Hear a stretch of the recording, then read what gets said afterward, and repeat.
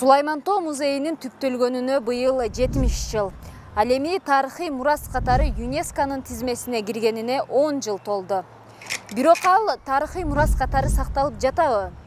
Биз иликтөөбүздүн жүрүшүндө мына ушул суроого жооп тапканга аракет кылабыз.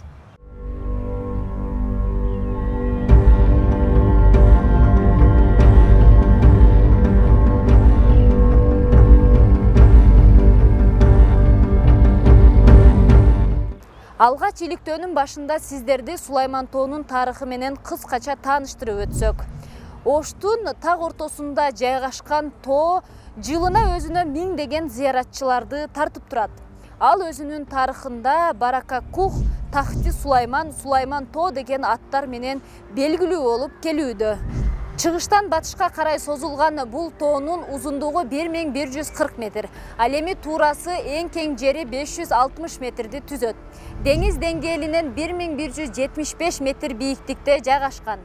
Кылымдар бою бул тоого 3 жолу зыярат кылуу, Меккеге барып 1 жолу зыярат кылуу менен барабар деп айтып келишет. Сулайман Тоо археологиялык тарыхый музейи Кыргызстандагы эң ири жана көп жылдардан бери иштеп келе жаткан музейлердин бири. 2004 жылы ал улуттук деген макамга ээ болгон. Биринчи шаардык, андан соң облустук жана аягында улуттук деген наамга жетишүү аймактардагы ар бир эле музейдин тагдырына жазылбаса керек. Биз азыр укмуштуудай уникалдуу жерде турабыз, анткени азыр биз турган жер бул адам колу менен жасалган эмес, табигый кадимки үңкүр. Жөн гана үңкүр эмес, атайын бөлмөлөрү бар, ошону менен бирге эле 2 кабаттуу. Бул жерде жайы, кышы, кайсы мезгил болбосун бир гана температура кармалып турат.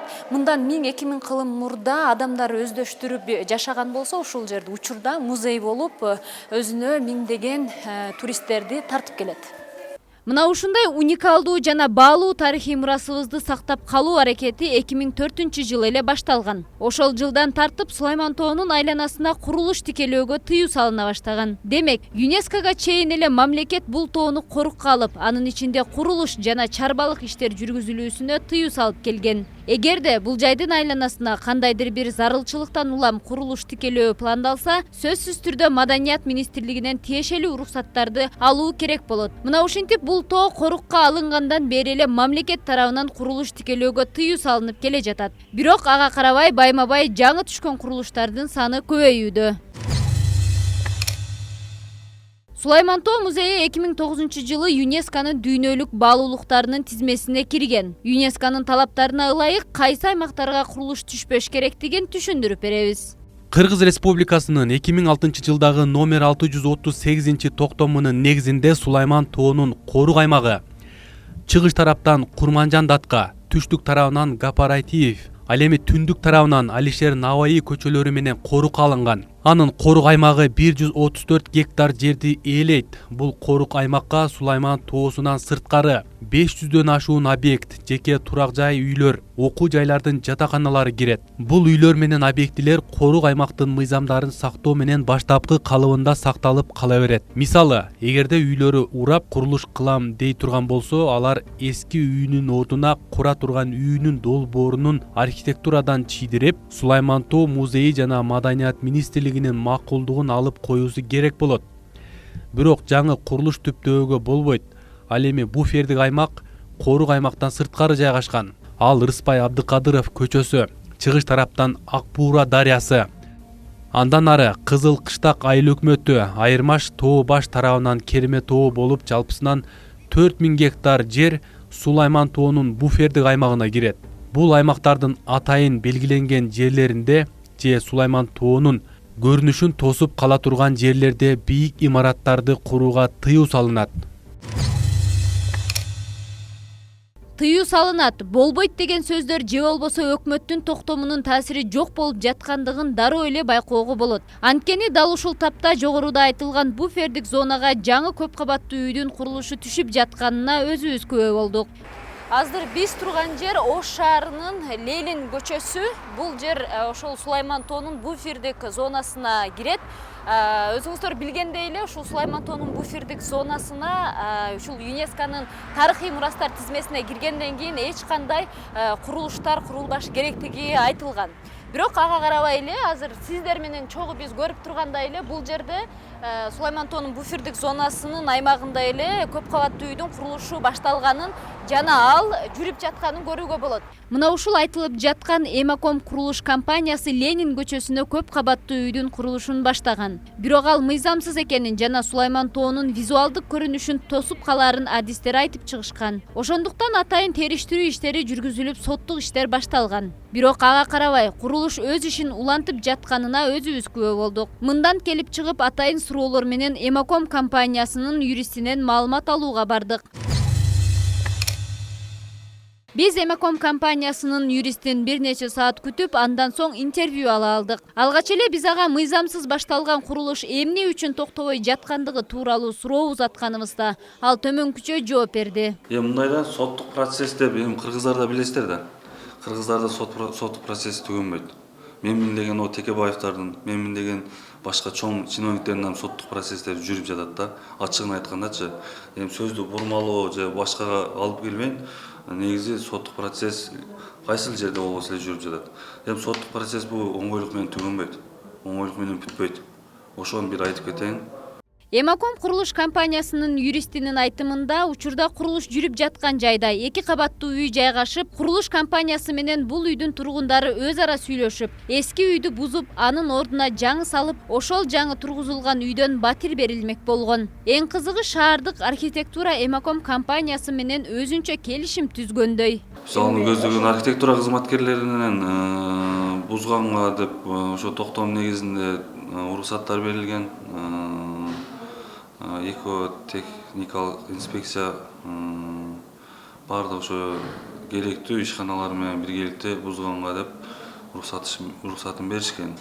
Мындай да, уруксатын бергенден кийин уруксатын бир алдын ала, мисалы бир жерди бузам десең, ошону пландап бул жерге бир нерсе түшөт, ошон үчүн бузулат деп бардык адам мындай ойлонсо болот. Ошо бузганга уруксат берген, анан кийин курганга деп эме калса, уже ушундай Сулайман тоо ЮНЕСКОга кирип калган, буфеттик зона, ушундай деп келип чыкты. Бирок бул курулуш уруксат кагазы жок башталгандыгы үчүн гана эмес, буфердик жайга түшүп жаткандыгын. Эгер ал бийик имарат болуп түшө турган болсо, тоонун визуалдык көрүнүшүн тосуп кала тургандыгын бизге Сулайман тоо музейинин адиси айтып берди. Эмаком фирмасы бул Акбура дарыясынын боюнда билебиз, бул жерде телеком бар, ошонун жанында ошо буфердик аймакка кирип калган. Ошондуктан бул курулушу дагы биз башында ошол тиреден аркылуу, ошо мыйзамсыз курулуп атат, бийиктиги канча болот. Эгерде ал жерде 2 кабат турганда, эгер 2 кабат турган болсо, бизде суроо жок, кайра кура берсин. Бирок алар 8 кабат, 9 кабат курабыз деп турат да, ошондон биз ошол маселени көтөрдүк да. Токтомду тоготпогон ишкерлер мына ушинтип курулуш иштерин уланта берсе, Сулайман тоонун абалы эмне болот деген суроо жаралат. Анткени Эмакомдон сырткары Сулайман тоонун корук зонасында жайгашкан дагы объектилер бар. Алардын ичинен 4-өсү менен бүгүнкү күндө Сулайман тоо музейи жана тиешелүү мекемелер соттошуп жатат. Бирок көп жылдарга созулган бул сот процесстеринин аягы чыкпай турганын Ош шаардык экологиялык техникалык кызматынын адиси айтып өттү. Булар азыр соттошуп, эми ошол Ошордо кайра музейди, кыскасы булар убакытты чозуп эле узартып атат да. Ошордо кайра музейди, ошол Госактын 179 гектар жерин жана өкмөттүн токтомун дагы Госакты ушундай жерге Госакт берилди дегенде сотко берип коюптур да. Өкмөттүн токтомун ушул Госакты берип койду, туура эмес берди деп. Алар берип атат азыр Ошордо. Кыскасы булар соттошуп эле убакытты чозуп, анан азыр Ошордо эмес Белка болуп калыптыр. Аталган 4 объектинин ээлерин таап, алардын дагы оюн же алардын чындыгында экран аркылуу чагылдырууга аракет кылдык. Бирок мындан майнап чыккан жок. Анткени биз Ошордо кафесинен сырткары Ак өргө аталышындагы учурда Наугулях деп аталып иштеп жаткан жайкы кафеге да бардык. Максат ал жердин ээсин таап интервью алуу эле. Бирок бул жайды ээси ижарага берип койгон экен. Ошол жерди иштетип жаткан жарандан жайдын ээси тууралуу сураганыбызда ал бизди катуу кагуу менен гана алек болду. Бул жерлер ол кишиге даже сиз туулу электе тиешеси болгон да. Сиз биринчи келип документин тактаңыз. Барып архивден караңыз, госсервисизден караңыз. Ушунча Араванский ушунча жерди ээлеп турган киши бул простой киши эмес да. Сиздин сомненияңыз болсо, что бул жер незаконный болгон болсо, аны сактай турган бир документиңиз барбы өзү? Азыр эми сиздин кабарыңыз жок, демек бул Менин жер менен кабарым бар. Сулайман Тоо соттошуп аткандыгы тууралуу. Мен аны билем. Соттошот. Бул 3 жылдан бери соттошот. Былтыр эле Верховный соттон утуп келген бул ишти. Ал соттошо берет. Жаңы мэр келеби, жаңы башчы келеби, жаңы музейге директор келеби, бул жерге асыла берет. Себеби эмнеге? Бир эле вопрос. Центр города. Ошого эле асылат. Бирок Келерден мурун, вопрос берерден мурун. жок, ошондо сиздин азыр мен сизге вопросту бердим, кимден алып иштетесиз деп. Ошого эле жооп берип коюңуз да. Ошол кишинин аты барбы? Абдыкадыр деп айттым го мен сизге. Фамилиясы барбы? Билбейм фамилиясын. Сиз демек арендага алып иштеткен адамдын аты жөнүн билбейсиз. Договордо көрсөтүлгөн, бирок мен фамилиясын эсимде жок. Может Балтабаев, может Тешебаев. Өзүңүздөр күбө болгондой, биз бул жайдын ээси менен байланышка чыгуу аракетибиз текке кетти. Ал эми ошордо учурда урлик болуп иштеп жаткан кафенин ээсин таптык. Аны менен телефон аркылуу байланышканыбызда ал камерага интервью берүүдөн баш тартаарын айтты. Бул жайлар менен эмне үчүн соттошуу жүрүп жатат деген суроо баарын кызыктырса керек. Анын себеби жөнөкөй. Кыргыз Республикасынын өкмөтүнүн 2018 жылдын 23 мартындагы номер 149 токтомуна ылайык аталган 4 объект Кыргыз Республикасынын мыйзамдарын бузуу менен мурун бөлүнүп берилген жер участоктору болуп саналат. Ошондуктан бүгүнкү күндө мамлекет ал жерлерди кайтарып алуу аракетин көрүүдө. Эми кезектеги чечилбеген көйгөйгө өтөлү. Бул байыркы жана Сулайман Тоонун ЮНЕСКОга кирүүсүнүн себептеринин бири болгон коло дооруна таандык петроглифтер жөнүндө кеп кылсак. Тарыхчылардын айтымында 1995 жылдан бери петроглифтердин жарымы жок болуп кеткен. Рушан үңкүрүндөгү петроглифтер ошондой эле Сулайман Тоонун айланасында мындай петроглифтерден 400дөн ашуун петроглифтер бар. Петроглифтер коло доорунун биздин заманга чейинки коло дооруна таандык. Тагыраак айтканда, биздин заманга чейинки 8000-3000 жылдыктарга таандык. Бул петроглифтер байыркы эле заманда ушул Сулайман Тоонун айланасында жашаган элдердин тоого болгон дүйнө таанымын, көз карашын билдирип турат. Сулайман Тоонун өзүндө миңдеген петроглифтер бар. Бул таштагы жазылмаларды эки бөлүп кетсек болот. Биринчиси бул азыркы биз үчүн чыныгы петроглифтер. Же болбосо миңдеген жыл мурда ушул чөлкөмдө жашап өткөн кишилердин эмгектери. Ошол эле маалдагы жашоону чагылдырган таштагы сүрөттөр булар өзүнчө. Кээ бирлери канча жыл өтсө дагы жакшы сакталып калууда. А калгандарынын үстүнө ар кандай жазуулар түшүрүлүп, жок болуп кетүү коркунучунда. 20-30 жылдан кийин алардын тагдыры эмне болот белгисиз. Ал эми экинчи петроглифтерге канчалык күлкүлүү болбосун, азыркы ташка чийилген жазууларды атасак да болот. Мыйзам тилинде мындай жазууларды түшүргөн кишилер жазага тартылып, вандал деген атка конот. Ал эми 1000-2000 жылдан кийин бул жазуулар чыныгы петроглифтерге айланып, бир жылдары ушул жерде Яша, Тоха жашап өткөнүн, Сатыбай Айнагүлдү сүйгөнүн биздин урпактар окуп билишсе болот.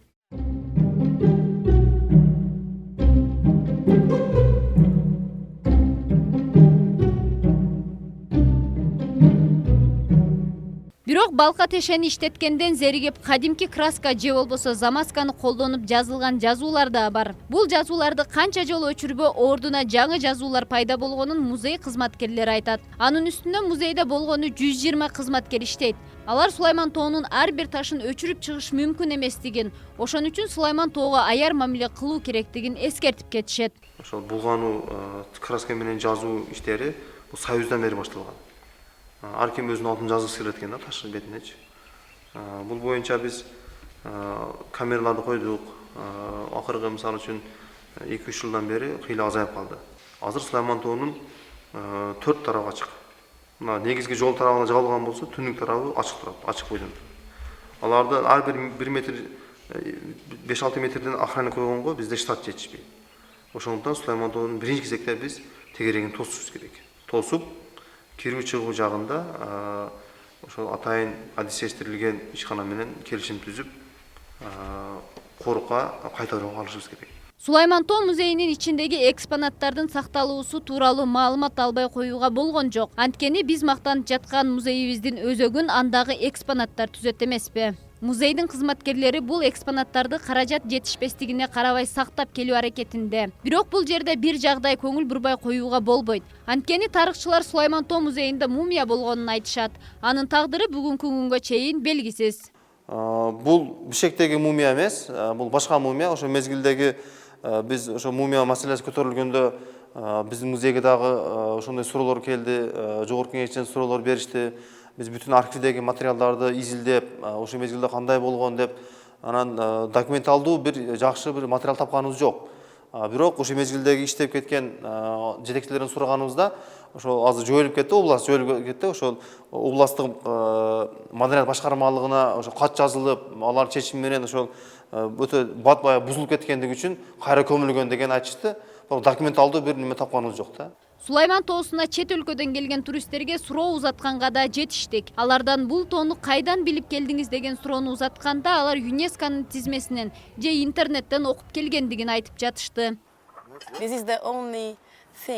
Мен Европанын кичине шаарчасынан келдим. Кыргызстанга кире жатканда мен Кыргызстан тууралуу ар кандай китептерди окудум. Кайсы жерлерде салуу керек, кандай кызыктуу жерлер бар деп. Анан Сулайман тоону тандадым. Ал ЮНЕСКОнун тизмесинде экенин да билем. Ошол мени бул жака тартты. Оштун элдери да аябай жакты. Алар менен сүрөткө түшкөнгө да жетиштим. Бул жердин табияты аябай сонун экен. Өзгөчө музей жакты. Андагы экспонаттар да аябай жакты.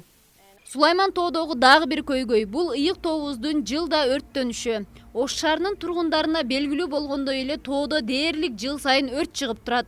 Бул өз кезегинде ал жердеги микрофауна, флоралар үчүн коркунуч алып келет. Мына ошондуктан эсиңиздерде болсо, мындан 4 жыл мурда ошол кездеги өкмөт башчы Темир Сариев Сулайман тоого суу чыгаруу жумушун өкмөттүк жыйында айтып, ал үчүн бюджеттен каражат бөлүп берерин убадалаган. Анда тоонун 27 гектар аянтына сугат суу чыгарса болору такталган. Бул долбоор өз кезегинде тоодогу өрт коопсуздугунун алдын алары белгиленген. Андан бери жамгырлатып сугаруу системасы иштеп жатат. 12 гектар аянт Сариев убадалаган 30 миллиондун 6 миллионун гана түзөт. Каражаттын калганын өкмөттөн сурап, тоону сугаруу системасын ишке ашырууга кийинчерээк эч ким деле далалат кылган эмес. Ошону менен тоону тегерете сугарабыз деген убада али күнгө чейин ишке ашкан жок. Бул жумуш эмне болгон азыр эч ким билбейт экен. Түндүк жагы болсо, ошол тиги чийилген, жазылган боюнча таярланып, акча каражат болсо, ошол эле проект менен ишти баштап туруп сугат системасын киргизүүгө таярланып коюлган. Проектте жазылып коюлган, бирок качан болот, качан коет, аны мен деле жакшы билбеймин. Ошо акчага келип эле такалып калып атабыз да. Өрт коопсуздугу тоонун кыртышына зыян алып келерин Сулайман тоо музейинин коомдук кеңешинин мүчөсү эколог айтып берди. Кээде өрт чыгып кеткенде албетте эми жана эң биринчиден ошол жашап аткан тирүү жашыл массивке зыяны тиет. Бул биринчиден чөп катмары, анан ошол бадал тарак катмары.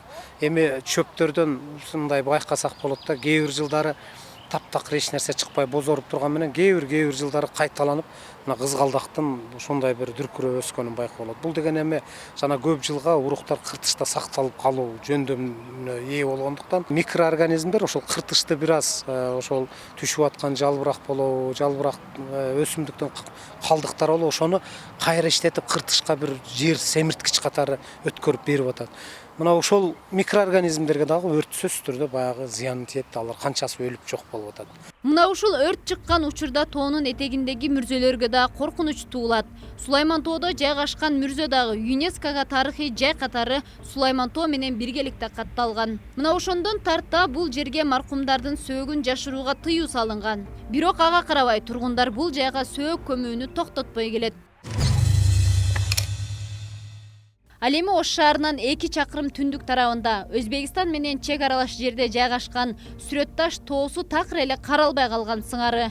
Тоо Сулайман тоонун буфердик зонасында жайгашып, ЮНЕСКонун карамагында. Бирок бул жерде эч кандай белги же карта түшүрүлгөн эмес. Андыктан бул жакты таап келүү оңойго турган жок. Накей, мен дагы өзүм көздөгөн жерге жеттим. Ушунча убар болуп кыйналып келгенге жараша азыр тарыхты кармап көрөм. Мына ушул таштар да түшүрүлгөн аттын сөлөкөттөрү мындан 2300 жыл мурда түшүрүлгөн. Оштун жээгинде жайгашкан бул сүрө таш тоосу, мына ушул тоого түшүрүлгөн петроглифтер ЮНЕСКОга Сулайман тоо тарыхый мурастар тизмесине киргизилип жатканда кошо киргизилген. Бирок ушул күнгө келип бул жерди карап көңүл буруп койгон эч ким жок десек болот. Анткени корукка алынган эмес, шарттар түзүлгөн эмес. Эң өкүнүчтүүсү бул тарыхый баалуу петроглифтерге бүгүнкү күндө адамдар заманбап петроглифтерди үстүнө түшүрүүдө. Тоодогу петроглифтер көңүл жаздымынан сырт калганы аз келгенсип, анын үстүнө адамдар ар кандай сүрөттөрдү тартып, көрүнүшүнүн бузулуп жоголуп кетүүсүн тездетип жаткандай. Биз ЮНЕСКОга киргенибиздин дагы бир себеби тарыхыбызды көргөзүү үчүн туристтерди тартуу дейбиз да, кайра тарыхка тар мамиле кылабыз. Анткени аталган сүрөт таштын айланасы туристтер эмес, өзүбүздүн жарандарыбыздын барышы үчүн да кооптуу жана шарттар жок десек болот.